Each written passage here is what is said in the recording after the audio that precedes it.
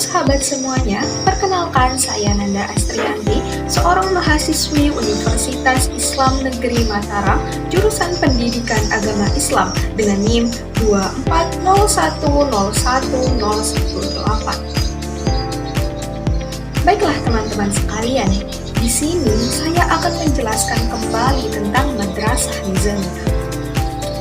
Berbicara tentang Madrasah Nizamiyah, apa sih itu Madrasah Nizamiyah? Madrasah Nizamiyah merupakan lembaga pendidikan formal pertama di dalam Islam. Madrasah ini didirikan oleh Nizam al-Mulk pada tahun 1065 Masehi. Nizam al-Mulk merupakan seorang perdana menteri di bawah kekuasaan dinasti Saljuk. Ia merupakan seorang pemimpin yang bijaksana, seorang cendekiawan, bahkan seorang filosof. Ia menerbitkan sebuah buku yang bernama Siasat Nama. Buku ini berisi tentang bagaimana cara memerintah dengan baik dan bagaimana cara memerintah dengan adil. Sebelum berdirinya Madrasah Nizamiyah, pendidikan Islam biasanya berlangsung secara informal seperti di masjid, hutan, sufah, dan beberapa tempat sederhana lainnya. Melihat hal ini, Nizam al-Mulk merasa perlu untuk mendirikan suatu lembaga yang bersifat formal, terorganisir dan mempunyai kurikulum yang jelas, sehingga hal ini tentunya dapat mencetak para ulama, cendekiawan, bahkan pejabat yang berkompeten di dalam bidangnya. Selain itu, tujuan didirikannya madrasah ini untuk memperkuat ajaran Sunni, khususnya mazhab Syafi'i dan aliran Asy'ariyah. Madrasah ini kemudian dirancang oleh arsitek terkenal yang bernama Abu Sa'id Asy-Syafi'i dengan bentuk bangunan berbentuk persegi panjang yang dilengkapi dengan fasilitas-fasilitas seperti ruang untuk pelajar, perpustakaan, bahkan asrama untuk pelajar dan guru, serta berbagai fasilitas-fasilitas lainnya. Madrasah ini juga ternyata memiliki guru-guru besar seperti Abu Ishaq Asy-Syirazi, Abu Nasr As-Sabbah, dan Abu Hamid Al-Ghazali, dan juga beberapa guru besar lainnya. Madrasah ini menggunakan 3 macam metode. Yang pertama adalah metode lisan. Metode lisan ini terdiri dari imla, bacaan, ceramah, bahkan diskusi. Lalu yang kedua adalah metode hafalan. Metode hafalan sendiri bertujuan untuk mengingat kembali hal-hal yang disampaikan oleh guru mereka. Lalu yang ketiga adalah metode tulisan. Metode tulisan ini bertujuan untuk menyalin karya-karya para ulama sehingga dapat diambil sebagai pelajaran.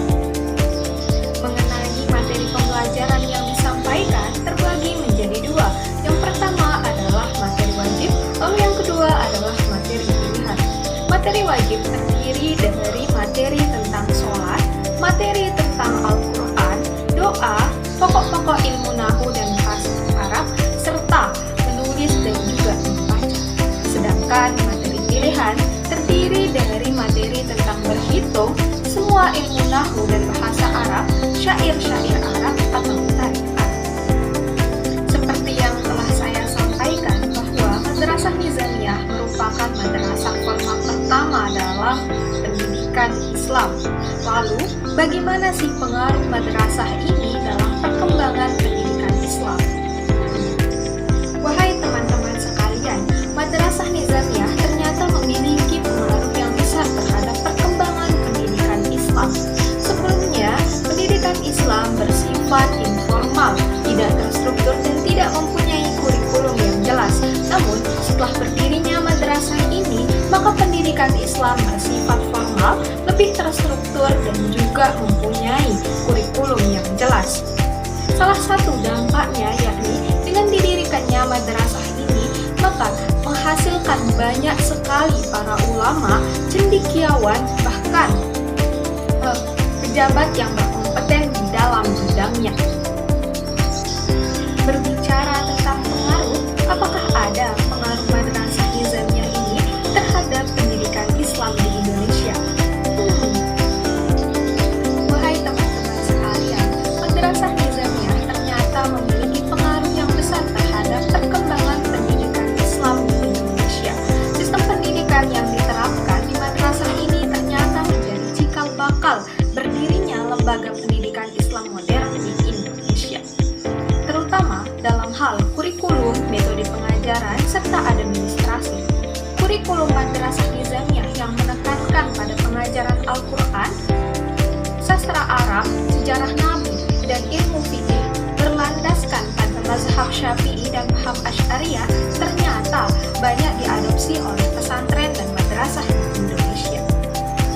Selain itu, metode pembelajaran yang menggabungkan antara hafalan, ceramah, dan diskusi juga menjadi model yang diikuti di Indonesia. Dengan adanya pengaruh ini, maka pendidikan di Indonesia itu berhasil mencetak para ulama dan cendekiawan serta pejabat yang kompeten. Baiklah, itu saja penyampaian berita tentang Madrasah Nizamiyah pada hari ini. Saya sebagai presenter pamit undur diri. Sekian, wassalamualaikum warahmatullahi wabarakatuh.